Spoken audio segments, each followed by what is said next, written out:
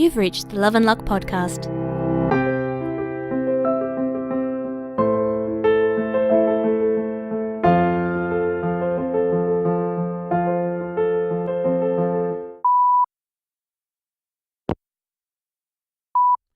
Hey babe, don't forget, don't pack or move anything heavy, okay? I'll come do that for you. Don't fuck up your back any more than it already is, alright? Hey, are you sure you're okay with doing all my heavy packing though? Like, I know you offered to do it, but I don't want to take advantage of you or anything.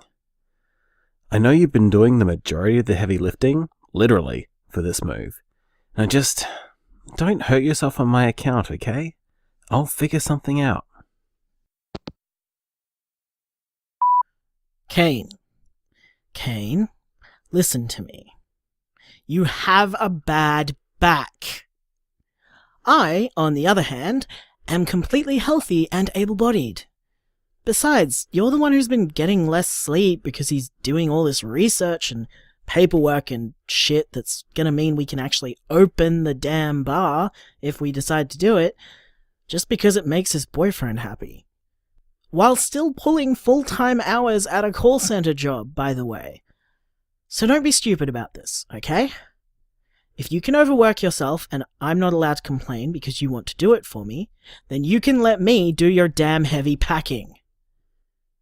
Look, you do you, and I'll do me, and we'll work together by complementing each other, rather than trying to split things into some kind of so-called objective divide that would just make us both annoyed and sick and generally not be of much help to ourselves or anyone else. Okay? We're a team, yeah? We don't have to do the same things the same ways to make things work. We can play to our strengths and prop each other up in our weaknesses. That's how this stuff is supposed to work, right? Hey, so yeah, you're right. I guess I worry that you're going to get frustrated or resent me or something. I don't know. Which is, I know you'll tell me before things get to that. I just can't help but worry. I'll try and get over myself, but I might need some reassurance every now and then that things are okay. Is that okay? Babe, that's totally fine. You just let me know when you need that reassurance, okay? Oh, and right now, for the official record, things are totally fine unless you insist on lifting heavy things instead of letting me do it. If that happens, things are less fine. So keep things fine, babe, yeah? Let me lift the heavy things.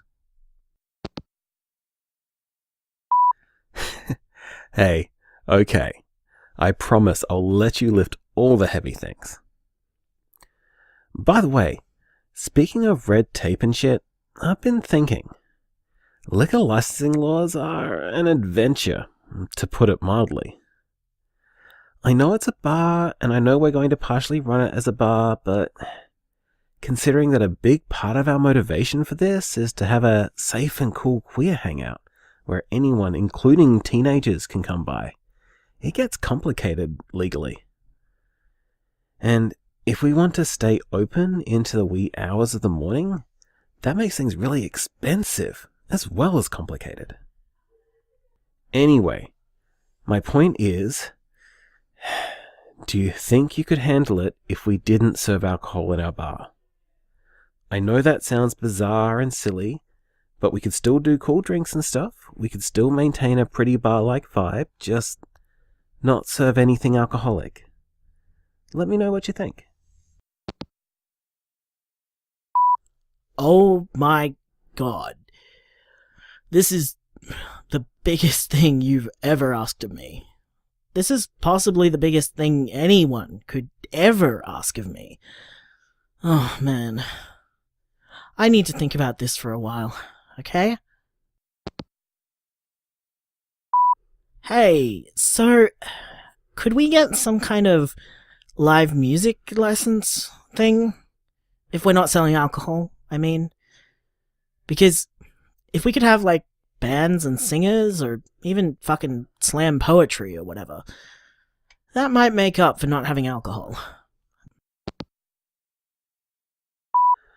Oh my god, honey, yes. We can have as much live music as you want, and the powers that be will legally allow us to have.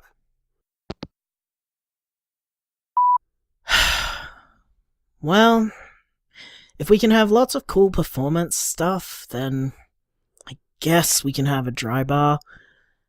I'm not super happy about it, but even I know that liquor licensing is a nightmare, and you're the one who's actually handling all these details, so if that's the right decision, then that's the right decision. That reminds me, though, that we should invest in a couple of, like, Xboxes or something. Maybe some board games and some books and stuff, too. So that the nerds, like you, enjoy being in our weird little dry bar as much as the party animals like me. Although the party animals like me, well, we're definitely going to need that live music happening if there's no booze. Let's put it that way. Hey, okay, so I love that. I mean, I know you called me a nerd, but, well, first of all, you're not wrong. And second of all, that's a really good idea. We should definitely consider all the ways that we can create a social space people will feel comfortable being in. The better we can diversify our entertainment options without limiting the purpose of the space too narrowly, the better. Wow, that was some very business-like talk going on there. You fucking nerd. Shut up, you love me. You love a nerd, that's even worse than being one. So there.